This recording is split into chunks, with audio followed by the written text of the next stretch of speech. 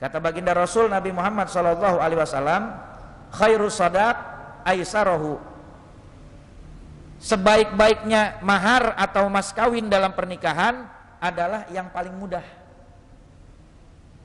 Jadi di saat seseorang itu mengusulkan mas kawin atau mahar untuk pernikahan, maka yang paling terbaik itu adalah yang paling mudah, yang tidak memberatkan calon pasangannya. Di dalam hadis yang lain Rasul bersabda, khairun nisa akhafuhunna muhuran. Sebaik-baik wanita adalah yang ringan mas kawinnya. Karena di saat seseorang itu tidak diberatkan dalam urusan mas kawin atau mahar pernikahan, maka saat itu dia akan memberikannya dengan penuh keikhlasan. Tapi di saat seseorang menikahi lalu kemudian mas kawin atau maharnya memberatkan orang tersebut, maka dia akan memberikan mas kawin dan mahar tersebut, tetapi agak sedikit terpaksa memberikannya dan menjadi beban. Bahkan sampai ada yang hutang sana hutang sini cuman buat urusan mas kawin dan keperluan pernikahan, dan pada akhirnya setelah menikah bukan membina rumah tangga tetapi bertengkar dan berkelahi di dalam rumah tangga karena repot mikirin bayar hutang. Na'udzubillah min dzalik. Maka jangan memberatkan orang yang meminta kita untuk menikahi kita, maka berikanlah mas kawin yang terbaik tetapi tidak memberatkan. Berikan mas kawin yang terbaik tetapi tidak memberatkan. Karena sebaik-baiknya mas kawin atau mahar pernikahan adalah yang mudah dan tidak memberatkan orang lain. Mohon maaf, di zaman sekarang banyak orang tua yang patokannya adalah harta dan dunia. Ketika ada seorang laki-laki datang meminta putrinya untuk dinikahi, yang ditanya adalah, kamu punya mobil apa? Dan harus yang merek bagus, yang mahal. Kalau yang murah-murah nggak dilihat. Punya mobil apa? Avanza. Jangan nama anak saya. Kalau kamu punya mobilnya Toyota Alphard, atau mungkin Pajero Sport, atau mungkin mobil-mobil yang lebih mahal dari itu, boleh sama anak saya. Na'udzubillah min dzalik. Di zaman sekarang ini sangat miris, banyak orang tua yang menjadikan patokan calon suami untuk putrinya adalah harta dan dunia.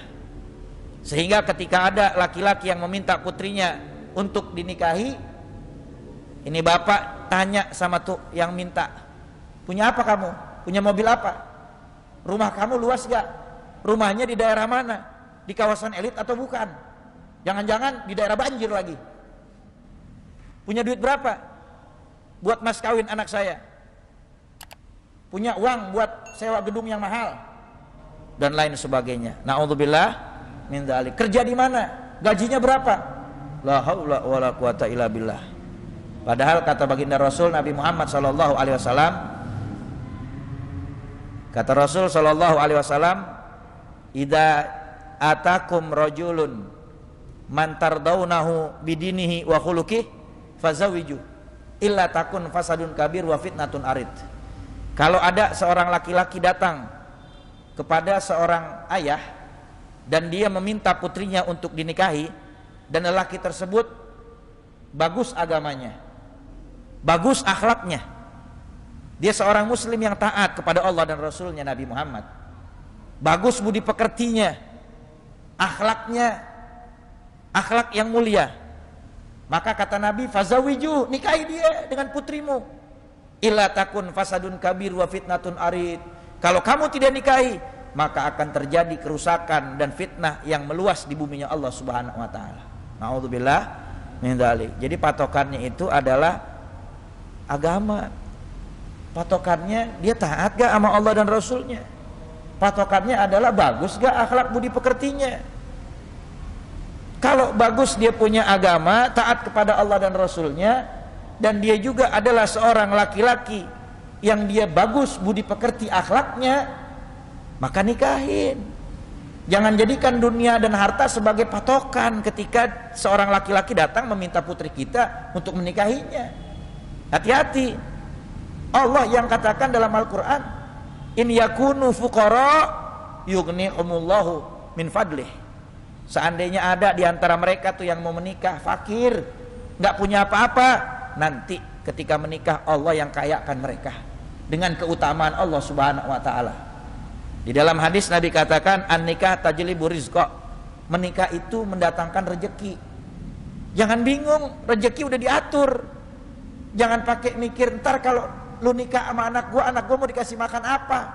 Ya dikasih makan nasi sama lauknya. Masa mau dikasih makan batu? Rezeki orang udah ada yang atur. Kita ketika sendiri, rezeki kita buat satu orang. Ketika kita menikah punya istri, maka Allah akan kasih kepada kita rezeki dua orang. Ketika istri kita mengandung, lalu kemudian memiliki anak, bahkan dari dalam kandungan saja Allah sudah kasih rezeki buat bertiga. Kalau anaknya dua, rezekinya buat berempat. Kalau di rumahnya ada pembantu, maka rezekinya juga pembantu ada di situ. Udah diatur sama Allah Subhanahu wa taala. Gak akan apa? Gak akan berkurang. Udah ada takarannya. Rezeki gak bakalan ketuker, berkah gak bakal ketuker. Masing-masing udah ada takarannya. Lihat, jangan bingung, ya. Jadi patokannya jangan harta dan dunia, tapi patokannya adalah taat kepada Allah dan Rasulnya dan budi pekerti yang luhur, bagus akhlaknya. Itu patokannya. Berapa banyak?